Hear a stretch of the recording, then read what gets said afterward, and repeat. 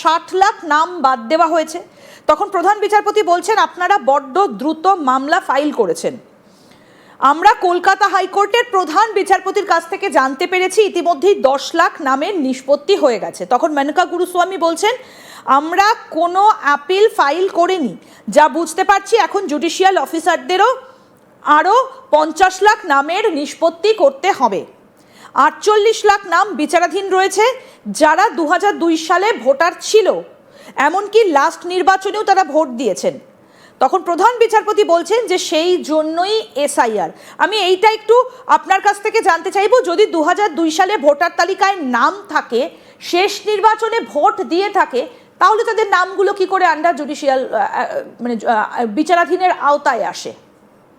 দেখুন, বেশ কিছু অ্যাডজুডিকেটেড হয়েছে নাম, আমি যেটা জানতে পারছি, যেভাবে আমরা সবাই জানতে পারছি কাগজে পড়ে বা সামনে কারোর সঙ্গে মিট করে বা নোটিশ দেখে, ওই বিয়ের পর মুখোপাধ্যায় মুখার্জি চিনতে পারেনি।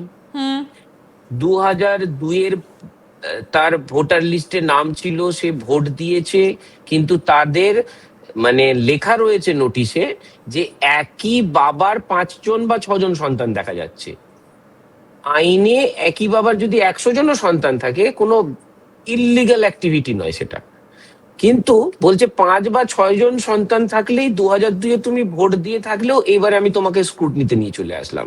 আগের বারে মুখার্জি হিসেবে ভোট দিয়েছিল, এখন মুখোপাধ্যায় লেখা রয়েছে, তাই আমি তাকে আবার স্ক্রুটনি করব।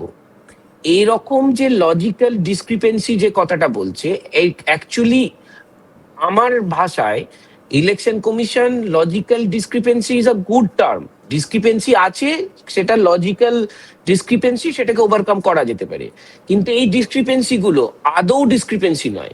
এই ডিসক্রিপেন্সি গুলো খুব মধ্য মেধায় অতিক্রম করা যায়, এর জন্য খুব বেশি মেধা লাগে না। যে লোকাল কালচারটাকে বুঝে, যেমন এই যে বললাম আমাদের ভারতবর্ষে আগের দিনও বলছিলাম, ওই যে মুখার্জি মুখোপাধ্যায় বা ব্যানার্জি বন্দ্যোপাধ্যায়, এই যে ব্যাপারগুলো একই লোককে ইন্ডিকেট করছে, এইটা নিয়ে কি আপনি 1 ঘন্টা সময় দেবেন?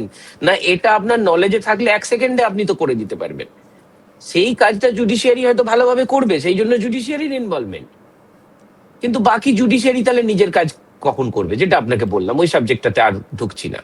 তো এই ডিসক্রিপেন্সি গুলো, যেটা 2002-এ যার নাম আছে, আজকে কোন কারণে আপনি দেখুন, ফার্স্ট হচ্ছে যদি আপনি ভোটার দেবার কথা বলেন, ভোটার দেওয়ার পদ্ধতিটা কিন্তু কনস্টিটিউশন বলছে ইনক্লুশন, মানে আপনি ম্যাক্সিমাম লোককে বুথমুখী করবেন, মানে ভোট দিতে ডাকবেন। আপনি যখন সিটিজেনশিপ নিয়ে বসবেন, বিচার করবেন, তার আলাদা উইং হবে, সেটা স্বরাষ্ট্র দপ্তরের কাজ হবে। স্বরাষ্ট্র দপ্তর অবশ্যই ক্ষমতা আছে কে সিটিজেন নয় বা কে কি আছে সেসব বিচার করবে, আলাদা কথা। কিন্তু ইলেকশন কমিশনের এই অথরিটি নেই, যেটা সুপ্রিম কোর্টও বলেছে যে ইলেকশন কমিশন নাগরিকত্ব যাচাই করতে পারে না। তাহলে ইলেকশন কমিশন কি করবে? যারা যারা অ্যাভেলেবেল আছে তাদেরকে বুথমুখী করবে।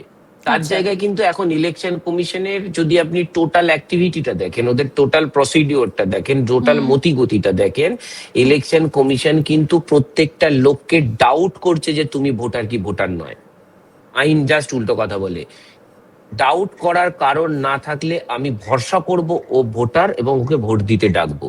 এখন জাস্ট রিভার্স হচ্ছে, প্রত্যেকটা ভোটারকে তার আই কার্ড দেখে, তার 2002, তার 2026, তার সমস্ত পরিচয়, শুধু বাবা মায়ের নাম নয়, ওই যে ছোট ছোট যে প্রবলেম গুলো দেখলাম, দেখি প্রত্যেকটা ভোটারকে, মানে 10 কোটি যদি ভোটার হয় তর্কের খাতিরে আমাদের পশ্চিমবঙ্গে, 10 কোটি ভোটারকে ইলেকশন কমিশন প্রথমেই সন্দেহের চোখে দেখছে। সেটা কিন্তু দেখার কথা নয়।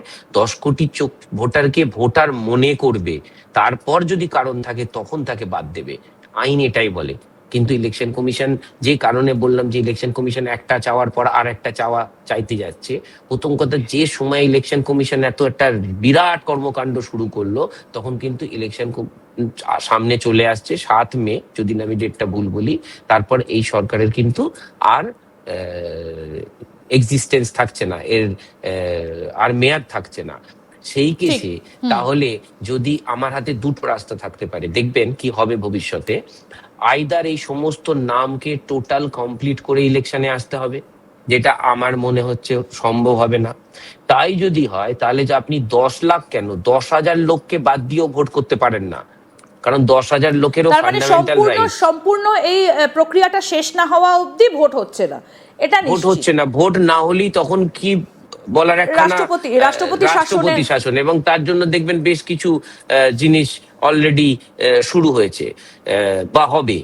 আর একটা রাস্তা আছে, 3 নম্বর রাস্তা, সেটা হচ্ছে যে না 2002-এ যেভাবে ভোট হয়েছে সেই লিস্টে ভোটটা হয়ে যাক, ভোট হয়ে যাবার পর তুমি ইলেকশন কমিশনের আবার আমি এই জায়গাটাতে আসছি আপনাদের, আমি আরেকটু এবার কল্যাণ বন্দ্যোপাধ্যায় কি বলেছেন রাজ্যের তরফ থেকে সেটা বলি। তিনি বলেছেন গত 24শে ফেব্রুয়ারি সুপ্রিম কোর্টের নির্দেশ একটু দেখুন। বিচারপতি জয়মাল্য বাগচি তখন বলছেন আমরা পরিষ্কার নির্দেশে জানিয়েছি 28শে ফেব্রুয়ারির তালিকা অন্তিম তালিকা নয়, একটা সাপ্লিমেন্টারি তালিকা প্রকাশ হবে। তখন কল্যাণ ব্যানার্জি বলছেন আমাদের উদ্বেগ হচ্ছে এখনো কোনো সাপ্লিমেন্টারি তালিকা প্রকাশ হয়নি, যদিও কাউকে বাদ দেওয়া হয় তাহলে কেন বাদ দেওয়া হলো, অ্যাপিল করার সুযোগ দিতে হবে তো। তখন আবার বলছেন বিচারপতি তখন বলছেন অ্যাপিল করার সুযোগ পাবেন। কল্যাণ ব্যানার্জি বলছেন 10 লাখ নামের নিষ্পত্তি হয়েছে, তাহলে সেই 10 লাখের নাম প্রকাশ করতে হবে। তখন বিচারপতি আবার বলছেন আগে সাপ্লিমেন্টারি তালিকা প্রকাশ করতে দিন, এখনো নির্বাচনের দিনক্ষণ ঘোষণা করা হয়নি। অর্থাৎ আপনি যেটা বলছেন যে সুপ্রিম কোর্ট যেটা বলেছে খুব স্পষ্টভাবে যে 28 তারিখ তো তালিকাটা বেরিয়েছে এবং তারপর সাপ্লিমেন্টারি আরও তালিকাগুলো প্রকাশ করা যাবে কোন দিন পর্যন্ত, যেদিন নাম উইথড্র করার শেষ তারিখ, ভোটার যারা ভোটে দাঁড়াচ্ছেন সেই দিন পর্যন্ত সাপ্লিমেন্টারি অ্যাড করা যাবে। ভোটের দিনক্ষণ এখনো ঘোষণা হয়নি। 60 লাখের মধ্যে 10 লাখেরও কিছু বেশি নাম অলরেডি নিষ্পত্তি হয়ে গেছে বলে সুপ্রিম কোর্ট জানাচ্ছে, সেই তালিকাটাও প্রকাশ হবে। তাহলে এই যে বাকি 50 লাখ, সেই বাকি 50 লাখ কি আগামী 1 মাসের মধ্যে করা সম্ভব? একজন আইনজীবী হিসেবে আপনি কিভাবে দেখছেন, কি বলবেন? দেখুন, স্বাভাবিক চিন্তা বুদ্ধি বলছে 60 লাখের মধ্যে 10 লাখ মানে ওই 15%, 13-14% কাজ হয়েছে 9 তারিখ পর্যন্ত। এবং কত দিন থেকে শুরু হয়েছে টাইমটা আপনি ক্যালকুলেট করে নিন। 28 তারিখের পর থেকে।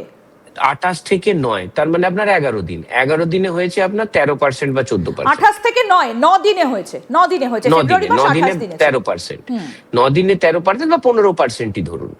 আর এবার 30 দিনে তাহলে কি বাকি পার্সেন্টেজটা হওয়া সম্ভব? এমনি অঙ্কের হিসেবে বলছে হওয়া সম্ভব নয়, কিন্তু যেখানে অ্যাডজুডিকেশন শুরু হচ্ছে, অ্যাডজুডিকেশনের মানে কিন্তু এই নয় যে অথরিটি আপাতত অ্যাডজুডিকেট করছে সেই সর্বোচ্চ এবং সেটাই শেষ।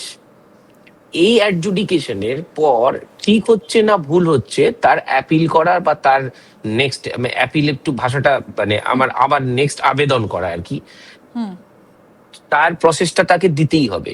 এবং সেই প্রসেস যদি ধরে নিই 1 মাসের মধ্যে, 20 দিনের মধ্যে বা 15 দিনের মধ্যে ধরুন ফাইনাল পাস করলো, তাতেও 60 লাখের নাম থেকে অবভিয়াসলি কিছু নাম বাদ যাবে।